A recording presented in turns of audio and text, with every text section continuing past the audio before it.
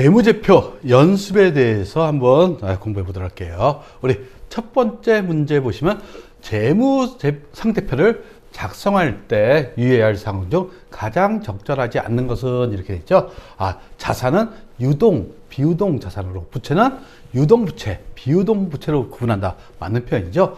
그리고 자산은 현금화하는데 빠른 계정 과목을 먼저 기재한다. 그래서 자산의 제일 위에 있는 것은 현금이라고 얘기했어요. 그리고 부채도 마찬가지죠. 상환 기간이 늦은 계정 과목을 먼저 기재한다. 이게 잘못됐죠. 빨리 기재하게 돼 있어요. 그래서 유동성 배열법이라고 그랬죠. 그리고 네 번째 보시면 중요하지 않는 항목은 성격 또는 기능이 유사한 항목에 통합하여 표시할 수 있다.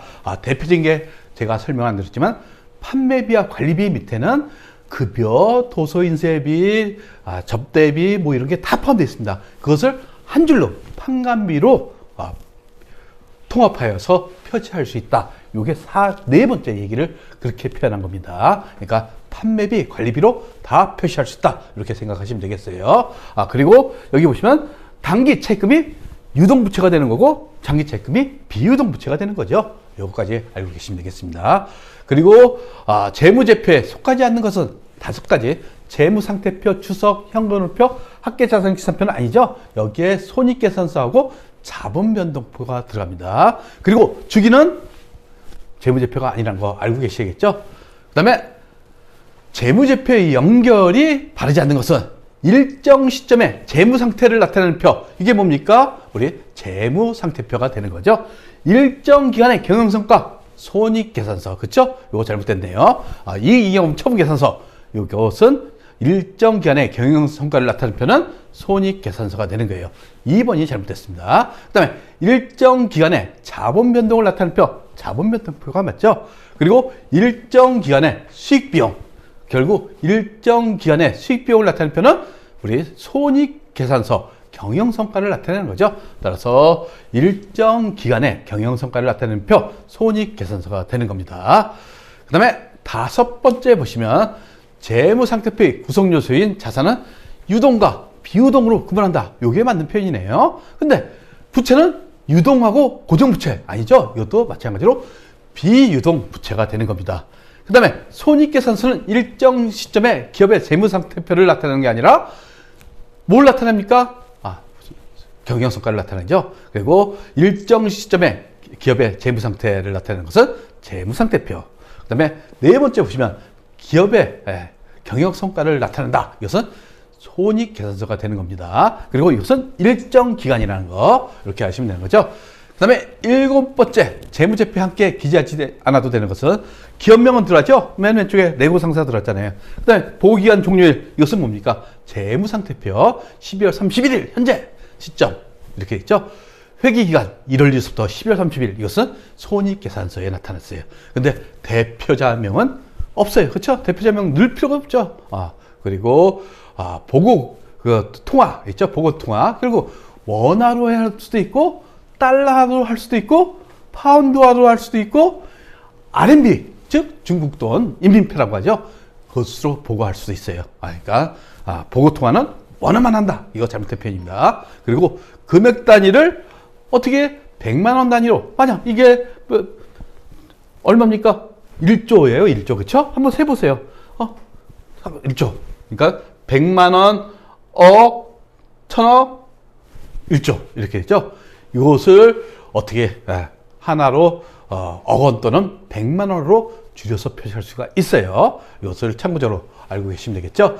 그 다음에 9번째 보시면 재무상태표의 작성에 관한 내용 중 틀린 것은 자산은 부채 플러스 자본 맞죠? 그 다음에 일정 기간이 아니라 일정 시점이 되는 거죠. 이렇게 문제를 잘 냅니다. 일정 시점하고 일정 기간. 일정 기간은 손익계산서 재무상태표, 자본변동표, 현금흐름표죠. 그리고 일정 시점은 재무상태표가 되는 겁니다. 외상매입금과 지급어음을 합쳐서 매입채무라고 표시하죠. 그 다음에 재무상태표는 표제, 그쵸? 표제가 제목이라는 얘기입니다. 상호, 회사명, 작성연월일, 금액의 단위를 표시해야 된다. 그래서 재무상태표 양식 보시면 되겠어요. 그리고 11번째 보시면 기본 구조에 대한 설명이다. 재무상태표죠. 유동성이 낮은 항목부터 배열하는 것은 지가 아니죠. 잘못되어 있습니다. 높은 항목부터 배열하게 됐어요. 그리고 비유동 자산은 투자, 유형, 무형, 기타, 비유동으로 구분한다. 이거 반드시 외우셔야 돼요. 투자, 유형, 무형, 기타, 비유동. 그 다음에 유동은 당자, 재고자산. 그 다음에 자본은 이것은 전산에게 2급에 나왔는데 자본은 이것은 법인기업일 때 자본금, 자본잉여금, 자본조정, 기타 포괄 소익누계 이기형으로 구분하게 돼 있어요. 이것은 전산회계 1급 때 자세히 배울 겁니다. 그리고 법인기업이라고 그랬죠. 그리고 개인기업은 자본금만 나타납니다. 그 다음에 13번째 문제 보시면 손익계산서 작성 기준에 대한 설명 중 가장 잘못된 설명은 수익은 실현주의라고 그랬죠. 그래서 원칙적으로 판매수 쪽에 수익으로 잡게 돼 있어요. 그 다음에 수익과 비용은 순액으로 기재함을 원칙으로 한다. 아니죠. 재무상태표나 손익계산서 다 총액으로 기재하게 돼 있어요. 그리고 비용은 관련 수익이 인식된 기간, 즉 수익비용 대응의 원칙에 따라서 인식하게 돼 있습니다. 그리고 수익과 비용은 대원칙은 발생주의를 원칙으로 하게 돼 있죠. 그리고 15번째 유동자산 항목으로만 구성된 것. 매출채권 유동입니다. 그렇죠? 건물, 토지, 기계장치 이것을 우리는 유형자산이라고 합니다. 따라서 이것은 1년 안에 현금화가 되는 게 아니죠. 근데 상품, 선급권, 현금, 당장 요게 유동자산이네요. 구축물 이것도 유형자산이 되는 겁니다. 건물, 투자유가증권 왜 투자하겠어요? 유가증권에? 이것은 주식으로 생각하시면 돼요. 이 주식에다 투자했다. 결국 이것은 비유동자산이 되겠죠. 그래서 이것은 투자자산이 되는 겁니다. 그리고 빈칸으로 오른 것은 결국 자산, 기초하고 기말 줬어요. 그러면 대원칙이 부채 플러스 자본은 자산이 되는 거죠. 결국 가능 쉽게 구할 수가 있어요. 56만 원. 130만 원에서 74만 원 빼면 56만이 되는 거죠. 그리고 여기에서 보시면 요 74만 원이 지금 당기 순손실이 있죠. 당기 순손실이 15만 원이 있어요. 결국 이곳을 감안한 게 지금 기말 자본이 되는 거예요. 즉 기초 자본에서 당기 순손실을 빼면 기말 자본이 되는 거죠. 기말 자본 얼마? 다가 59만 원이 되네요. 그러면 부채하고 자본을 더하면 얼마? 154만 원이 기말 자산이 되는 거죠. 이렇게 구하시면 되는 겁니다. 2번도 마찬가지로 지금 비용 총액을 계산하면 얼마인가? 이것은 요소를 여러분들 머릿속에 그려놓고 초기에는 이렇게 연습하셔야 돼요. 기초 재무상태표 있어요. 하나씩 집어넣으세요. 그 다음에 수익 비용. 그러면 이익이 발생하면 어떻게 한대요? 이게 기말 자본의 기말 자본이 되는 거죠. 지금 정기말 자산 총계 이게 기초 자산 총계가 되는 거예요. 얼마? 500만 원. 그 다음에 정기말 이게 기초 부채 총계가 되는 거죠. 정기말이 기초가 되는 겁니다. 200만 원. 그러면 얼마? 자본이 300만 원이 되는 겁니다. 그리고 여기에 기말 자산이 얼마? 단기말 630만 원. 그 다음에 단기말 부채가 300만 원. 그러면 여기 우리 기말 자본이 330만 원이 되죠. 결국 기초 자본에서 기말 자본 얼마 늘어났어요? 30만 원이 늘어났어요. 결국 이익이 얼마라는 얘기입니까? 30만 원이라는 얘기죠. 30만 원. 30만 원이 나오니까 우리 수익이 지금 280만 원이죠. 결국 비용은 얼마? 250만 원. 이렇게 구하는 겁니다.